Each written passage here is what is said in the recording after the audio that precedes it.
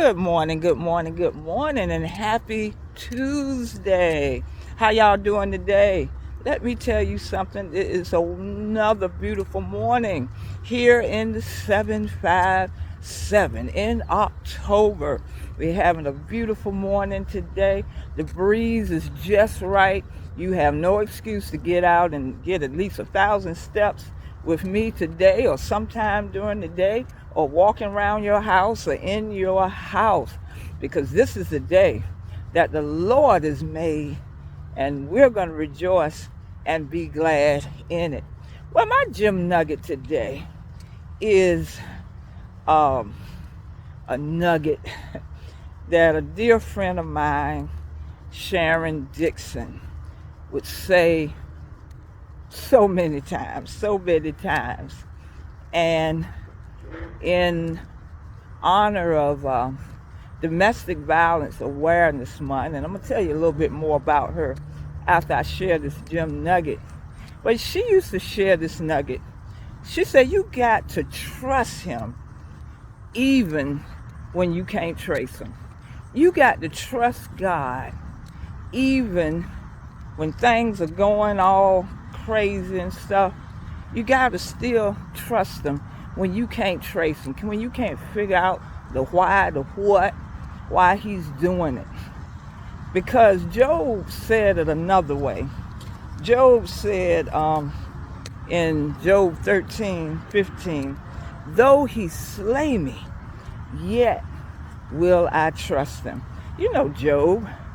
Job was a devout man of God.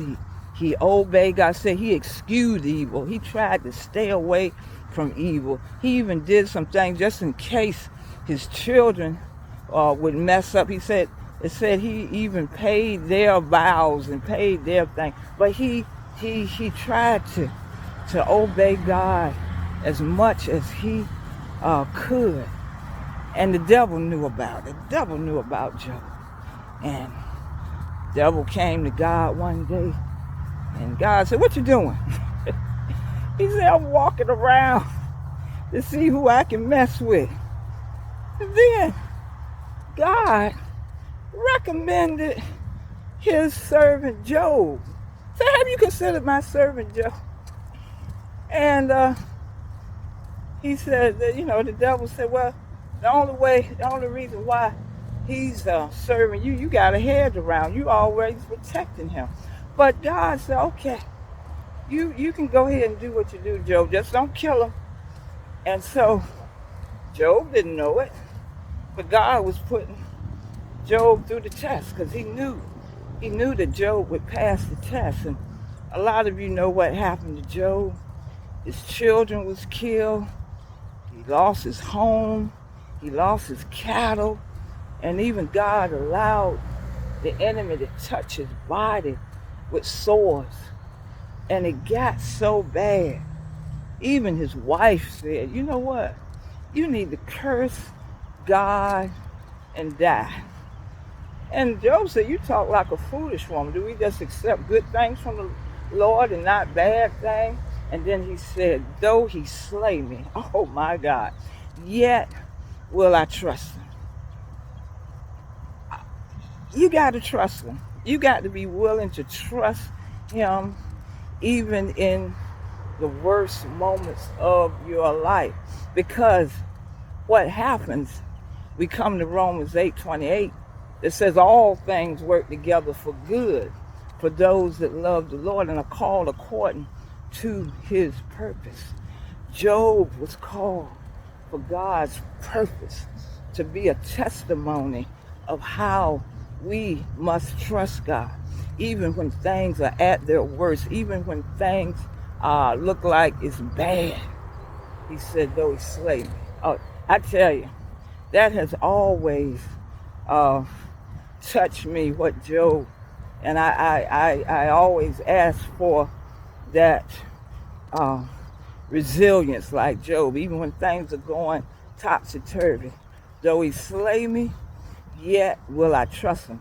Because the reward is on the other side. It may not be here on this earth, but it'll certainly be on the other side. Because the reason I trust him, because God always knows what's best for us. He knows what's best for me and what is best for you. So I'm going to advise you today that like Sharon always told me, you got to trust him even when you can't trace him. Oh my goodness. Yes, this month is two things. We celebrating Breast Cancer Awareness Month and Domestic Violence Awareness Month. And I tried to put my pink and purple ribbon up here today, and I'm gonna try to wear this all month, pink or purple, or pink and purple, whatever it is. But I think about my dear friend Sharon Dixon, especially during this month. You know, according to the Raleigh Center, where they do the statistics, it said every 9 seconds a woman is abused in the United States. And, you know, when we hear statistics like that, sometimes we fail to realize that these statistics represent people. Like my friend Sharon, she was a statistic. But I want you to get her story. I wrote her story. I mean, even down to when she first told me her story, because we met through a ministry. There was a gentleman that went to the Million Man March. And when he came back, he said, the Lord has just put on my heart to do something to bring people together. And he called this organization SAVE, Stopping Acts of Violence with Education. And he came back to our Hampton Roads area, and he was trying to gather churches, businesses, and schools. And so he contacted our church. He contacted me because I was affiliated with the school. Also my friend Sharon Dixon and her church. And that's how Sharon and I met, through SAVE. And in the beginning, when I met her, of course, she was in a wheelchair. I didn't even pay any attention. I wasn't really concerned at first why she was in a wheelchair, because I just, thought maybe she's been in an accident, or maybe she had a stroke, and, health things. Never in my wildest dreams would I know what had really happened until we had a special program sponsored by SAVE, and we had like a all-night thing for the kids. And so it was about 12 midnight. This was an all-nighter that we had with the kids at the Area Y in Chesapeake.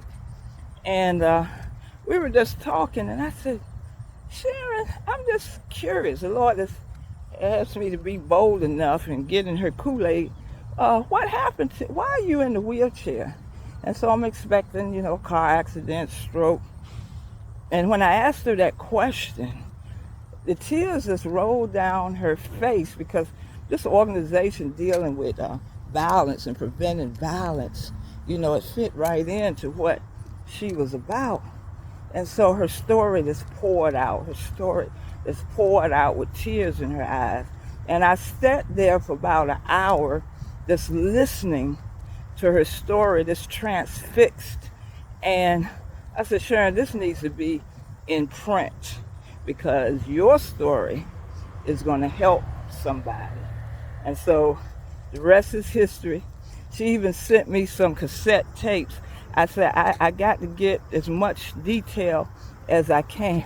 And she sent me in the mail a cassette tape recorder and 2 cassettes with her story. And we consulted back and forth, and that book was published only by the grace of God, the story of Sharon Dixon.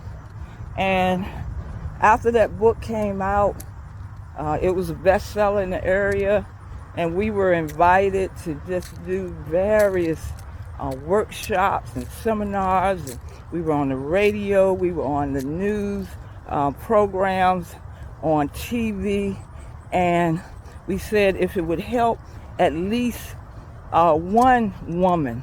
And I never forget it. One time we did a book signing at a bookstore in the mall, and the bookstore was across from a fast food place.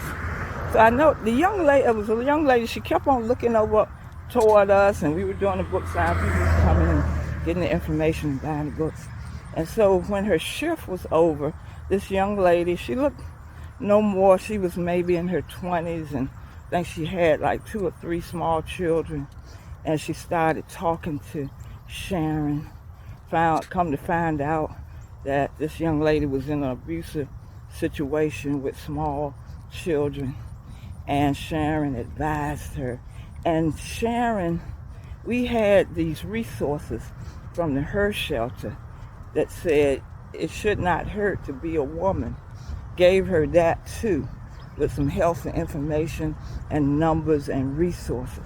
And do you know that very night, and Sharon said, gave her contact number and said, if you need me, call me. And so after that, this young lady, about a week later, contacted Sharon and said that very night after they had talked to us at the book signing, she got the boldness to leave and get out of that abusive situation. And I'll never forget that. And so I always vowed, ever since Sharon's death in 2008, that I would not let this story die. One day I do want to make a move out. I just can't get the resources and things together right now. But in the meantime, I urge you to get her book, Only by the Grace of God, through GraceAndTwineMinistries.com or the Cash App, GEMgifts. It's $20. If you do the Cash App, make sure you include your mailing address so it can be mailed right to you. And I'm also going to include that resource from the Her Shelter. It should not hurt to be a woman. There's some powerful and very informative information for those. And maybe you might not need it, but maybe it's somebody that you know that is suffering silently, because it is a silent maimer and killer that is really preventable if we know some of the red flags and the signs. It's like Maya Angelou said, if somebody tells you something, believe it, or shows you something, believe it the first time. All right? But I urge you, and what I do during the month of October, I donate a portion of the book sales, been doing it for years, to the Her Shelter. Her Shelter was one of those places that Sharon went to when she was going through her abusive episodes.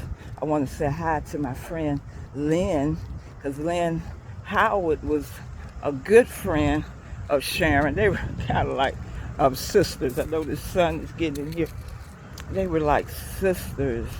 And Sharon and I, after I got to know her, I mean, we communicated almost every week.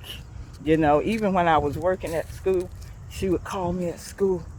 And one of the things she used, I knew something good was coming up when she said, "Can I tell you something?" And I could hear the joy in her voice, because when she asked that question, "Can I tell you something?" she's getting ready to tell me how the Lord blessed her. Oh my God. Sharon did more from a wheelchair than most people did on 2 healthy legs. I'm just telling you. And we were so close. I mean, we talked at least 2 to 3 times a week before she passed away. And I want people to know her story. And also, those red flags and those things that could prevent another woman from going through domestic violence. I know this was a long one this morning, but I just had to share because Sharon would always say it. You got to trust him even when you can't trace him. And also, I want to remind you, join me for Church School Live tonight so you can get your Sunday school lesson. It's coming up this coming Sunday. The title is Old and New. We're still dealing with God's law, His love, and this is a really good lesson from Paul, Old and New. So tune in on Facebook Live, the Gem Nugget channel. Subscribe to the Gem Nugget channel if you have not subscribed. You don't know the treasure information that you will receive on the Gem Nugget. Okay, all right. So you be blessed. Okay, about 15 minutes. So that means you should have got maybe about 3,000 steps today. But again, don't forget what my friend Sharon said. You got to trust him even when you can't trace him. Because Job said it. Good morning. Job said, though he slay me, yet will I trust him. All right, y'all be blessed. Bye-bye.